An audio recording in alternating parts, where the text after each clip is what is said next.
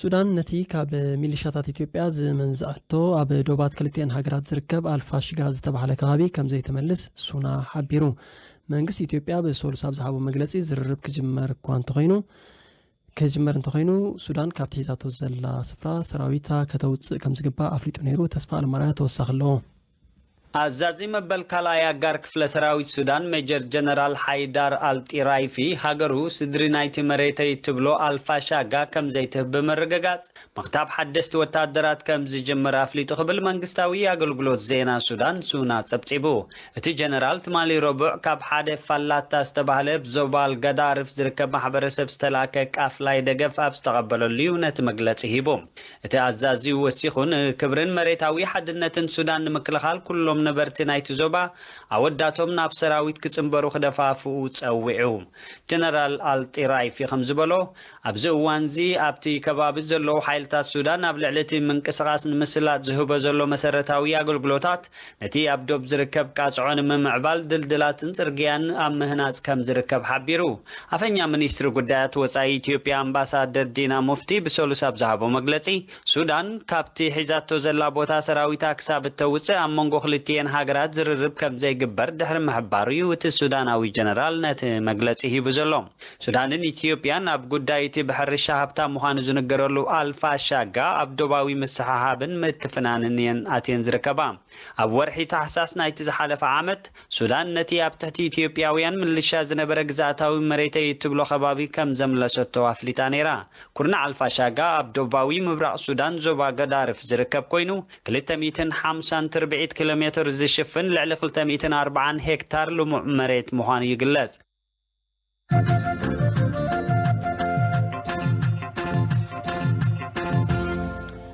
ፍሊት ወኪል ሕብራት ሃገራት ኣብ ጉዳያት ናይቶም ኣብ ግጭታት ዝፍጸሙ ጾታዊ ዓመጻት ኣብ ትግራይ ከቢድ ጾታዊ ዓመጽ ይፍጸም ከም ዘሎ ዝገልጹ ጸብጻባት ከም ዘሻቀልዋ ኣብ ዝሓለፈ ሰሙን ገሊጻ ነይራ ፕራሚላ ፓታን ሰባት ኣባላት ስድሮም ክጋህሱ ብሓይሊ ይግደዱ ከም ዘለውን ወተሃደራት ብጥቕሚ ኣገዲዶም ጾታዊ ርክብ ይፍጽሙለው ዝብል ክስታት ከም ዝበጽሐን ሓቢራ ኣብ ከተማ መቐለ ልዑል ቁጽሪ ዘለዎ ጾታዊ ዓመጻት ተፈጺሞም ዝብል ክሲ ከም ዘሎ ውድብ ሕብራት ሃገራት ይገልጽ ኣሎ ሽማ ክትጥቀስ ዘይፈቐደት ኤርትራዊት ስደተኛ ምዃና ትገልጽ ካብተን ኣብ መቐለ ግዳያት ጾታዊ ዓመጽ ኮይነን ዘለዋ ሓንቲ ምዃና ትዛረብ ንሳ ኣብ ወርሒ ጥሪ ዕለት 4 2013 ዓመተ ምህረት ኣቋጽራ ግዕዝ ኣብ ሰዓታት ኣጋምሸት ሓደ ወተሃደር ኢትዮጵያ ጾታዊ ርክብ ክትፍጽም ከም ዘገደዳ ምስ ጋዜጠኛ ቢቢሲ ኣብ ዝገበረቶ ዕላል ገሊጻ قدر ساعة 5 كبابي ساعة 5 مالت ساعة 11 أقوصاصرا إثيوبيا نقالي مدحانيت كغز الليله ناب قيح مسقل قدماي ويانه اب زقوا زلوان اب كبابي ممحدار زوبا مقلم سبصحخو سلسته وتهدرات ططو بيلومني شعو منقساقس مسبلوني اب غزا غديفيمو انت خيلكم نخيد ناب غزا كهبكم يليو ግን ክኸውን ኣይክእልንዩ ኣብ ዝኽጸንሒ ኢኺሎም ነቶም መሳይ ዝነበሩ ክልተ ደቂ ተባዕትዮ መንቀሳቐሲኦም ሪኦም ሰጉይጎምዎም ንዓይ ኮስዱ ንኸለው ናብ ጣብያ ዘእተውን መሲሉን ነይሩ ህፃውንቲ ቆልዑ ኣብ ገዛ ገዲፈ ስለ ዝወጻኹ ሽዑ ዝበኸኽዎ ብኽያት ክገልጹ ኣይክእልን እቲ ሓንቲ ጓል 7 ዓመት እቲ ሓንቲ ኸኣ ጓል 6 ዓመት ያ ናብ ሆቴል ምስ ወሰዱኒ እቲ ሓደ እኳ ደንጊጹለይ ነይሩ እቲ ሓደ ግን ኣብዩ ኣገዲዱኒ ማለት እዩ እዛ ጓል 27 ዓመትን ዓደ ክልተ ቆልዑን ከም ዝኾነት እትዛረብ ኤርትራዊት መንእሰይ ኣብ መንጎ መንግስታት ኤርትራን ኢትዮጵያን ድሕሪ ዝተበጽሐ ስምምዕ ሰላም ቅድሚ 2 ዓመት ናብ ኢትዮጵያ ከም ዝመጸት ትገልጽ ብኸመያ ግን ወተሃደራት ምዃኖም ክትፈልጥ ክኢላ ወተሃደራዊ ክዳን ተኸዲኖም ምስ ብረቶም እዮም ነይሮም ካልኣይ ቋንቋ ኣምሓርኛ ይዛረብ ነይሩ ድሕርቲ ዝበጽሓ ጾታዊ መጥቃዕቲ ናብ ሕክምና ኸይዳን 28 መዓልታት ዝውሰድ መከላኸሊ ሕማም HIV ትወስድ ከም ዘላ እትዛረብ እታደ እቲ ትወስዶ ዘላ መድሃኒት ንርእሱ ተወሳኺ ጻጢ ከም ዝፈጠረላ ትገልጽ ዲስክ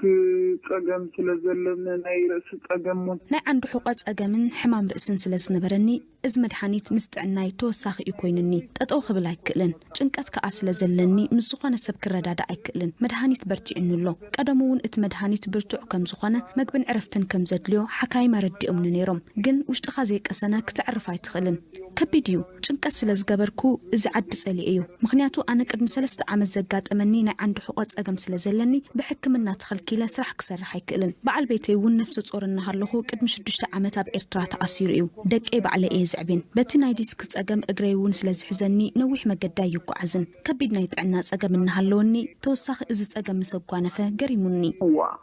ገሪም ንጣዕም ከቢድ ነገር እታ ሕጂ ኣብ መቐለ ትነብር ከም ዘላ ዝገለጸት ስደተኛ ካብ ሰባት ብእትረኽቦ ሓገዝ ክትናበር ከም ጽንሕትን ናብ ኢትዮጵያ ካብ እትመጽእ እነጀው በቲ ዝነበራ ጸገም ጥዕና ናብ ሆስፒታል ኣይደር እናተመላለሰት ሕክምናዊ ክትትል እኳ እንተነበራ ገንዘብ ብምስኣን ከም ዘቋረጸቶ ገሊጻ ንምዃኑ ነቲ ዝበጽሓ ጾታዊ መጥቃዕቲ ዝምልከት ናብ ቤት ጽሕፈት ከንቲባ መቐለ ወይ እውን ካልእ ዝምልከቱ ኣካል ኣፍሊጣዶ ሃይትና ያለና እቶም ጣብያ ጥዕና ትርጉም ዝበሃል የብሎም እቶም ጣብያ ጥዕና ይፈልጥዮም እንኳዕ ደኣ ጥዕና ክቐደም ክንበር ከሲስ ክትምጽዮ ስለዘየለ ትርጉም የለን ኢሎምኒ ኣነ እውን ከሲሰ ከድመዓሉ ዝኽእል ዓቕሚ የብለይን ብዓቢኡ እዚ ዝወስዶ ዘለኹ መድሓኒት ምስ ተወድአ ኩነታት ጥዕናይ እንታይ እዩ ክኸውን ዝብል ኣብ ሕቶ ምልክት እዩ ጾታዊ ዓመፅ ካብ ዝበጽሐኒ ጀሚሩ ጸገም ወርሓዊ ጽግያት ኣጋጢሙኒ እዩ 3 ሰሙን ሙሉእ ዕረፍቲ ዘይብሉ ደም ይፈሰኒ ኣሎ እቶም ሓካይም ክሕከም ከም ዘለኒ ነጊሮምኒ እዮም ግን እቲ ብስደተኛ እንረኽቦ ዝነበርና ኣገልግሎት ሕዚ ጠጠው እንተ ገደደ ናብ ሱዳን ዝኸደሉ ዕድል እንተ ዝረክብ ይብል ኣለኹ ኣነ እንተ ሞይተ እቶም ቆልዑ ዘዕብየን የለን ከቢድ እዩ እዛ በዓልቲ ታሪክ ቅድሚ 2 ዓመት ናብ ኢትዮጵያ ዝመጸትሉ ምክንያት እንታይ ከም ዝነበረ ነጊራትና أنا تحشيلي ما متز قدر جن كوين أنت حشيلة مزيني رموز قدر جن كوينو قال 27 عمتي نزم كل عزولد كوي مسلن جن فتأر حيله يبني كل تجمعات تصويرة دك أي عبنيرة حزو كل نجرت لي أي اللهو وحسنا تبلون أنت أخي جبر ديك أبها جريوت إيه وحسنا زي بقول عد كوينو كويوت إيه أبزمت إيه وحسنا زس أنت كوينة ترجم يبلون كاب جزاء يوتسن لازم خنات جنك أتكوين النكوف قبلايك ألكون بزوحنا جر فح سلازبلني أنت يحسب كم زل خاي فلتن كراي جزاء الله كخف لايكلن رديت يلن بتعمي برتعني كبيديو أي فعلكون بتعمي برتعني زخبركم سمعتنا ندحنت تاقداي كنبل دمصا تغيرون بخال سب تنبيبونيو ابز غداي نيتا ماجور شوم حيلታት مكلهال ኢትዮጵያ ጀነራል ብርሃኑ ጁላ ንምርካብ ዝገበርና የፈተነ ኳንት ዘይ ሰመረ ኣብ ተመሳሳሊ ዛዕባ ቅድም ክልተ ሰሙን አዛሪብናዮ ኣብ ዝሃበና ቃል ሰራዊትና ናይ መንግስት ሰራዊት እዩ ሽፍታ ኣይኮነን ስነ ምግባር ዘለዎ ብሕጊ ዝምራሕ ሰራዊት እዩ ክብል ነቲ ወታደራት ኢትዮጵያ ተፈጺሙ ዝበሃል ጾታዊ ዓመጽ ነጽግዎ እዩ ሚኒስትሪ ደቅ ኣንስትዮን ህፃናትን በወገኑ ኣብ መቐለ ሓዊሱ ኣብ ዝተፈላለዩ ከባቢታት ትግራይ ጾታዊ መጥቃዕቲ ይፍጸማሎ ዝብል ጸብጻባት ምስ ተሰምዐ ጀሚሩ ነቲ ጉዳይ ዘጽንዕ ጉጅለ ናብ ኩሎም ከባቢታት ከም ዝተለኣኸ ብምግላጽ ግዳያት ኮይንና ኢና ዝብላ ደቅ ኣንስትዮ እንተሃለዋውን ናይ ትካላት ጥዕናን ኣገልግሎት ዋን ስቶፕ ዝህቡ ዝነበሩ ትካላትን ጸገም ብምህላው እቲ ጉዳይ ንኽነረጋግጾ ጸጊሙና ኢሉ قدم يلو زلأخنايو كوميتا اتساقم مهلاو حبيرونايو زبل دايركتوريت كوميونيكيشن مينستري اتو ادنوا برا كاب مينستر حالوات عنا عقاب حق فيدرالن كوماند بوست سراويت مكلخالن زتواص غجله سونين اب تግራይ ከም ዝጓዓዝ ንቢቢሲ ሓቢሩን መንወሩን ማረጋገጥ ተፈልግሽ አለ የሚል ያ እቲ ጉዳይ ምህላው ከረጋግጽ እንተደሊኹም ካብ ትካልና ዝለኣኽናዮ ኮሚቴ አሎ ዝብል ሪፖርት ገይሩልና እዩ እዚ ኮሚቴ በቃለ መሕተት ብናይ ጉጅለ ሚይጥን ዝተፈላለየ መገድን ብዛኣከቡ መረዳእታ አሎ ኢሉሎ ጾታዊ መጥቃዕቲ ከዓ ገበን ስለዝኾነ ብሕግን ሕክምናን ክረጋግጽ ስለዘለዎ እቶም ግዳያት ዝኾኑ ሰባት ኣብ ሓደ ዝእከብሉ ማእኸል ኣቆይምና ሕጊ ዝደልዮ ነገር ኣኪብና እቲ ጉዳይ ብሕጊ ዝረኣየሉ ኩነታት ንምፍጣር ካብሶንዩ ጀሚርና ናብቲ ክልል ክንከይድና እቲ ጸገም አሎ ድዩ ንዝብል ነገር ግን ንምርግጋጽ እንተዘይኮይኑ ሰሚዕናዮ ኢና ግን እንዳለ እኛም ሰምተናል ማረጋገጥ ጉዳይ ካልሆነ በስተቀር ፍሊት ወኪል ሕብራት ሃገራት ኣብ ጉዳያት ናይቶም ኣብ ግጭታት ዝፍጸሙ ጾታዊ ዓመጻት ኣብ ዝሓለፈ ሰሙን ኣብ ዝሃበቶ መግለጺ ኣብ ሓያሎ ማዕስከር ስደተኛታት ኣብ ልዕሊ ደቂ ኣንስትዮን ኣዋልድን ጾታዊ ዓመጻት ይፍጸም ከም ዘሎ ዝገልጹ ጸብጻባቱን እናወሰኹ ይኸዱ ኣለው ክትብል ጠቂሳ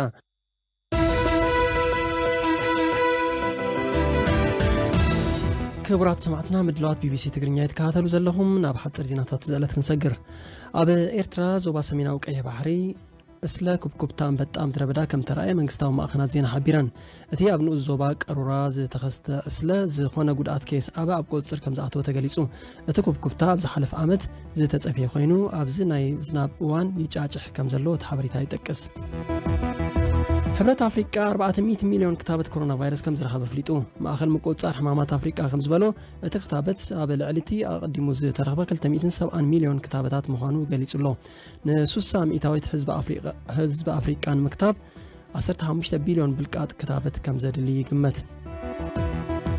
بجبنات كينات جبنات أنصار سبعونت زخصص مراح تقاوم جوجل ريبابليك مأخذ أفريقيا نبر أبي مجابا يعلم نخاو جبناو بيت فردخ قربيو محمد سيد عبد الكاني أبي زحلف سنبتيو سمزت هاجر ناب أخبار تحقي نايتي بيت فردي تراخيبو نسو بتي أب كلتشان أسر سلستن أبرأس كتما بانغوي تفتسي مستبعله جبناتيو تخصص زلو أبي جرمن بقتلت فلوت دقافي سدتنيات زخونة بوليتيكنيا زي تخصصي يماناوي نحلف التفريدو ودرب عن شعاتن عمت ستيفان إرنست أبي كلتشان أسرتت شعاتن نودي سوسان حموشن والتر لوب كمز قتلو دهري مأمانو تفريدو اتز تقتل بوليتيكنيا نمسلات سدتنيات زدقف محادارن أوال سلفي حبرت كريستيانا وديمقراسي زنبرانيو أبي أستراليا حدو الكسب نرأسو كاب منغاغا حرقز كم زرحانة سمزي تعنا حبيروم تودر بعنا 4 أمت أبي حدا أبسميناوي أستراليا زركب كلاين حنبسن كليو حدا أبي حرقز أتكعوه أتدلن ياو الكسب أبز أوانزي أبدهان كنهات اللي هو تبحيل الله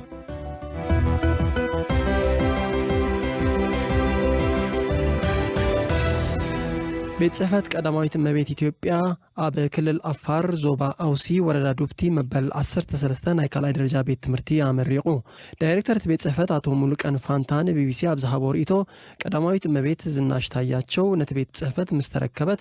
قدام نت كابزهابتهم قدات من محياش ناي أبيات تمرت تصريتن تبتصحنتن مخانو بمقلات اتقدماي بروجكت أب ملا إثيوبيا إسرا نايكالاي درجة بيات تمرت مسرح زبل منبارو قليسوم ስለዚህ በመላው ሀገሪቷ ስንል ሁሉም ክልል አመላ እታ ሀገር ክንብል ከለና አብ ኩሉ ክልል እምነ መሰረት ተነቢሩ ነይሩ ሕጂ መፈጸምቱ ኢና ንርኢ ዘለና ሎሚ መበል 13 ቤት ትምህርቲ ኢና መሪቕና ገሊኦም ቅድሚ ኮቪድ ዝተወድኡ ነይሮም ግን እቲ ኩነታት ስለዘይፍቀደልና እቲ ናይ መመረቕታ ግዜ ተደናጉዩ ጸኒሑ ካልኦት 5 ኣብ ዝተፈላለዩ ክልላት ኣብ ቀረባ ክምረቑ እዮም ተጨማሪ 5 ትምህርት ቤቶች በቅርቡ ይመረቃሉ ማለት أبروح قطرات زركبو تمهارو ناي قداماي درجات تمرتهم دحر مززام ناي كالاي درجات تمرت قصلو ناب كتماتات كخدو كم زقددون بسنك زدما بزحات تمرتهم كقوارصو كم زقددو اتا قداماويت مبيت كم تعذبت بمغلاص ات بروجكت اب ناي كالاي درجه ابيات تمرتي كم زتكوره اتو ملوكن ارديوم ትምህርት ቤቶች አንደኛ ደረጃ ትምህርት ቤቶች አገሪቷ ላይ ተሰርተዋል አብዛ ሀገር ብዙሓት ናይ ቀዳማይ ደረጃ አብያተ ትምህርቲ ተሰሪሖም እዮም ተማሃሮ ክሳብ ሻምናይ ክፍሊ ናይ መምሃር ዕድል ኣለዎም ናይ ካልኣይ ደረጃ ንመምሃር ግና ናብ ከተማ ምኻድ የድሊ እዚ ድማ ነቲ ሕብረተሰብ ክልተ ብድሆ የስዕብ እቲ ቀዳማይ ቁጠባዊ እዩ ደቁ ናብ ከተማ ሰዲዱ ከምህር ዘይክእል ወላዲ ደቁ ከቋርጹ እዩ ዝገብር እቲ ካልኣይ ድማ ደቂ ኣንስትዮ ካብ ወለደን ተፈልየን ኣብ ከተማ ኣብ ዝነብራሉ እዋን ዝበጽሕ ጾታዊ መጥቃዕቲ እዩ ነዞም ክልተ ጸገማት ንምእላይ ብዝብል እዩ ናይ ካልኣይ ደረጃ ኣብያተ ትምህርቲ ዘይብሉ ከባቢታት ተመሪጹ እዘን ኣብያተ ትምህርቲ ተሰሪሐን